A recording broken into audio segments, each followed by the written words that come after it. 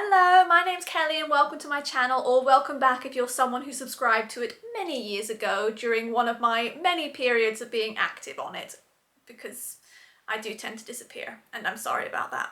But not sorry enough to make any more promises because I keep breaking the promises, but maybe, hopefully, this time I'll stick around for a while.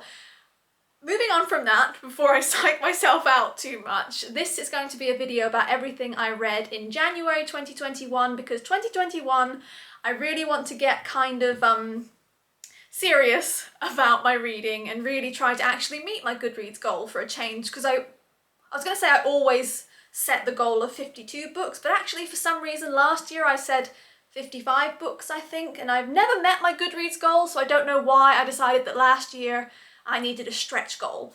But this year, 52 books is what I'm aiming for, and many more is what I hope for. On my bucket list, I actually have read 100 books in a year, which I know many people do very easily, but I have now come to terms with the fact that I'm no longer a teenager and I don't have all the free time in the world that I used to have.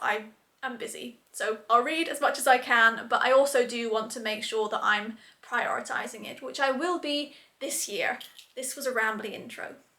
So the first book I read in 2021 is called Solutions and Other Problems by Allie, which I've been waiting for since 2016 when I read the first book, Hyperbole and a Half. These are basically comedic, autobiographical, illustrated essays, but essays makes it sound quite dry. It's not dry. And the illustrations are quite a raw, simplistic style. They're very easy to underestimate and to make you think, well, I could do that. What is this? I've paid money for this? Because really they're raw, but they're also extremely evocative. What she manages to do with the simplest of character faces, and I know that it's obviously combining with the accompanying text, but still, they're just really poignant sometimes. I really like the art style.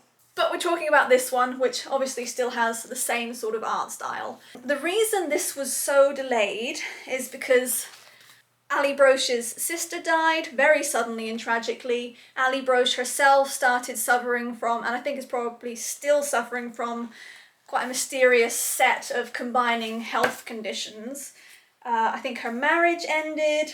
She had already suffered from depression, and everything combined to make that depression worse. I think she might have had a nervous breakdown.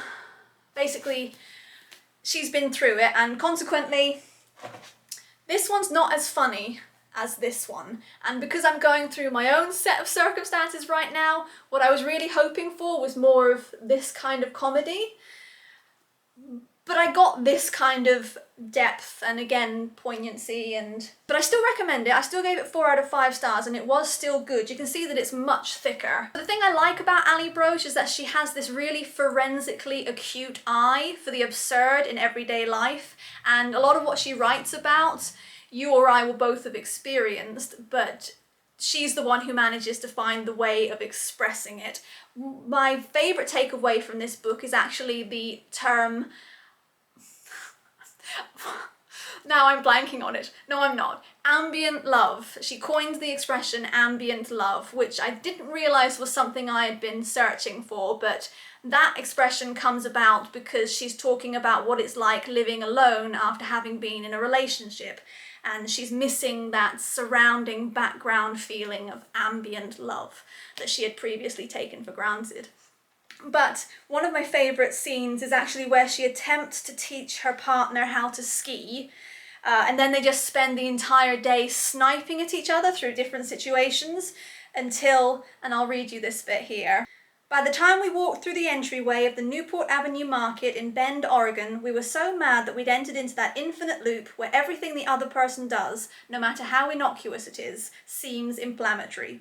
They could just be standing there and it would seem like the most flagrant standing anyone has ever done. I love reading the word flagrant there. She does have a really good vocabulary actually, and just in general, the ability to put into words what I haven't managed to, or possibly have never really bothered trying to. That's her forte. So I do recommend this. 4 out of 5 stars is what I gave it.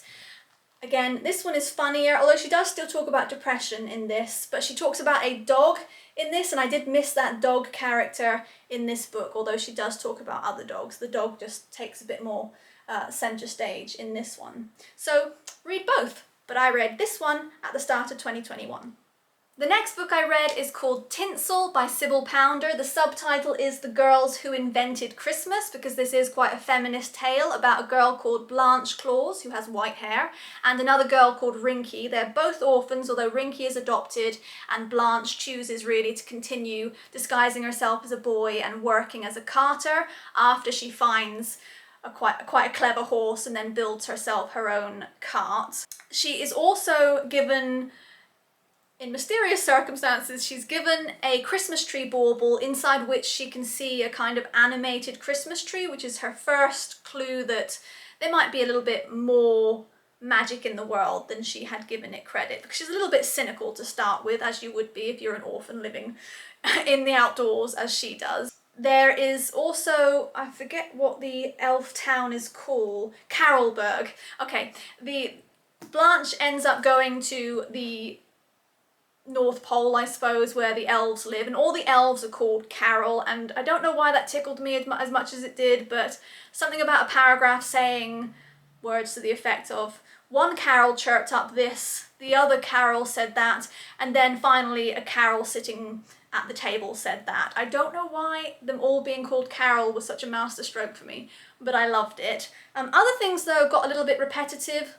When I first read about wrapping paper curtains and candy cane lampposts, I thought, oh cool, that's nice, but with each mention it was diminishing returns of how impressed I was with it, and in general I do think that Sibyl Pounder could have been a bit more creative, considering that she's drawing from an entire holiday. Creative in terms of setting descriptions. She was quite creative in terms of the new reasoning she found for how Santa Claus came to be, why naughty children get coal, why they came down the chimney, the letter writing, Christmas trees, things like that. She comes up with her own reasoning behind that, and also why we all mistakenly think that Santa Claus is a man. Some of which I found more plausible than others. And I know that I'm not the target audience for this, but I do read a lot of middle grade. I work in children's publishing, so I edit a lot of middle grade. I write middle grade, so I consider myself fairly well able to suspend disbelief, but some of this just felt a bit too tenuous. And I only gave it 3 out of 5 stars when I was really hoping it would be at least a 4 stars. It wasn't as magical as I was hoping, because it turned into a little bit of an ordeal to get through. But I love the fact that it's a naked hardback. There's no cover, it's got nice end papers, sort of pretty embellishments on the chapter headings, and I do recommend picking it up maybe as a Christmas present for next Christmas. I think last time I saw this it was only about $4.99 because it's out of season. And anyway, I think I got it for $6.99, so it's worth picking up if you fancy a festive read later, much later on. The third book I read I don't have a physical copy of, so I'll put an image on the screen of the cover. This is Awakens by Elise Kova. This is the first book in a fantasy series that was all over BookTube a few years ago, and I've been meaning to read it almost as long. It is about a girl called Vala, who is a library apprentice for the Solaris Empire. She helps to save the life of the Crown Prince Aldrich. See, I've had to remind myself of so many details of this book, because even though when I was reading it I was genuinely swept away, and I read more compulsively than I've read in a long time, and I read it in 2 days, which is quicker than I tend to finish most books these days as well. Despite all that, now that it's 3 weeks since I read it, I've forgotten a lot about it. Also, I could have gone straight on to reading the second book and the third book and just kept on that momentum, but since I didn't, I now don't know whether I will ever pick up the sequels, because I'm starting to realise how forgettable it is despite it being an enjoyable reading experience.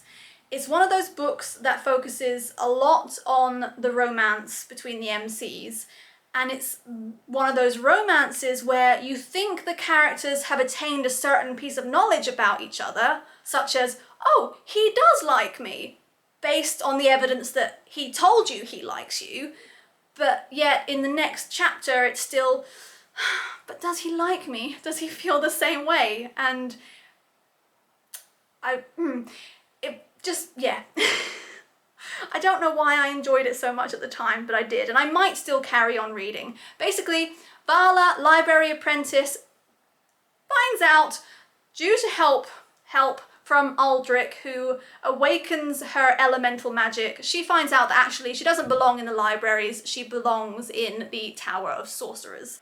And by the end of it, we do get quite a lot of action as well, and they did raise the stakes higher than I was expecting. I feel like the fantasy at the beginning was much lighter than the fantasy at the end. But yeah, I have tangled feelings. 3 out of 5 stars, may or may not continue. The 4th book I read in 2021 is actually a book that I promised my work colleagues I would buddy read with them at the end of 2019, so it's taken a while to get to. This is Frostheart by Jamie Littler. Jamie Littler is an author-illustrator, and I always think that books by author-illustrators are always so lavish. Laura Ellen Anderson, who does the Amelia Fang books, they're the same. I feel like if it's an author-illustrator, they just throw all the bells and whistles at it. They just take such pride in and ownership of the books that they're really, really gorgeous things to own. And actually, like these Waterstones editions, let me get the sequel as well. These Waterstones editions are just gorgeous anyway because of those sprayed edges. This is the sequel, which is called Escape from Aurora, and it has green page edges. They're so complimentary, they look gorgeous. I'm hoping that number 3 might be purple, which would be nice. So anyway, Frostheart is about a boy called Ash who has been waiting for his parents to return basically and collect him from this remote outpost on the Snow Sea where, you know, everyone travels around by these giant sleighs. And he's been waiting for years now. He's sort of been passed around the village amongst basically reluctant guardians, and his current guardian is a yeti called Tobu, who is wonderful. I might just read you the blurb actually. Far out in the coldest part of the monster-infested Snow Sea, Ash waits for his missing parents with only his grumpy yeti guardian for company. But when an accident reveals that Ash has amazing magical powers, he's whisked aboard the Frostheart, an explorer sleigh with a daring crew who need his help. And it's the crew of the Frostheart that really won me over. I love Captain Nuck, and I love the friendship that Ash strikes up with a girl called Luna. Ash, I was less keen on. He is quite whiny. I understand that he's in a difficult position, but I also didn't appreciate how he treated Tobu at times, because Tobu is precious. Tobu is life. I gave this book a 4 out of 5 stars. I think I was probably rounding up slightly from 3.5 or 3.75 because I have to be honest that it took me a long time to get through this, and I was listening to a very well narrated audiobook of it, which meant actually that I didn't get to enjoy the illustrations as I was reading it. It's just quicker and easier for me to listen to audiobooks. Oh look, I forgot that I have a bookmark, a matching bookmark from Waterstones. I will be obviously carrying on with the series. I've already bought the 2nd book, and I do recommend this very wholeheartedly. It's a really well fleshed out world that it's set in, and I love just sort of the mechanics of it and the logistics of it, which are all explained. I love the I don't know if they're called clans, but basically there are different groups of people performing different functions in this world. Like out of necessity, they formed these different functions, and it was very adventurous and it was very original, and I did feel, you know, when you just trust that the author actually knows what they're doing, they've thought their story through, and they're going to give you a satisfying conclusion to the series, which I think it's a trilogy, so the concluding book 3 will be coming out this year, and I'm looking forward to it. The 5th and final book I read is one that I can't actually tell you that much about because it's a novella set at the end of the 3rd book in the 4-book Stalking Jack the Ripper series by Kerri Maniscalco. The 3rd book in that series is called Escaping from Houdini, and this novella is called Becoming the Dark Prince. I love all the full-length novels. I think I've given them all 4 or 5 stars. They were so addictive and entertaining, and I really enjoyed them. But this novella, which takes up Thomas Cresswell's perspective instead of the usual Audrey Rose, is, I decided that as much as I love Thomas Cresswell, I love him most when he's a little bit of a mystery to me and his actions and his emotions and his motives are just ever so slightly opaque. I don't need to be inside his head because it just kind of takes away the mystery, and it just, it was a bit lame. It was lame. I didn't like it. I gave it 2 out of 5 stars, and I hope that I can just erase it from my memory so it doesn't detract from my memory of the series in general. I will say though that Kerri Maniscalco has scored points in recent months because of her latest book, Kingdom of the Wicked. I read this last year. It was in my top 3 books last year. So compulsive again. So I think she's just going to be one of those addictive readers, but can she do no wrong? No, because I didn't really like the novella. Actually, since I can't tell you much about the novella, I thought I'd just tell you a little bit about Stalking Jack the Ripper, which is the first book in the Stalking Jack the Ripper series. It follows a girl called Audrey Rose who is quite a high society lady, except for the fact that she's very at home with cadavers because she wants to become a forensic scientist and is studying under her uncle to be one. There she meets Thomas Cresswell. As you can imagine, feelings develop, although it doesn't all culminate in this book, so you've got something to look forward to in the other books. And the mystery in this book, because each book has sort of a different crime being solved or at least investigated, the crime in this are those committed by Jack the Ripper. So that's everything I read in January, apart from a woeful, pitiful, frankly embarrassing 30 pages of The Count of Monte Cristo by Alexandre Dumas. I set myself the task of reading this in 2021 and I'm already worried. It's only just got into February and I'm already worried about finishing this, because if I were to read 30 pages a month, I might die before I finish this. I can't do the math, so don't ask me to, but this is 1,055 pages long, and that's a few times 30, I reckon.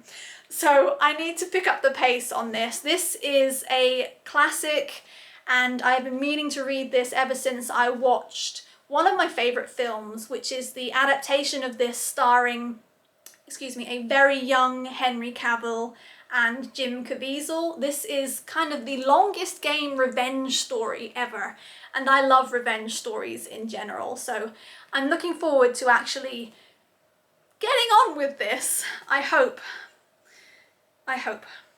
Please let me finish this. So we come to the end of the video. Thank you so much for watching it. Please consider giving it a thumbs up if you want to, subscribe again if you want to, and forgive me if you were already subscribed and didn't know I was still alive, which I am, and I'm back. Hopefully.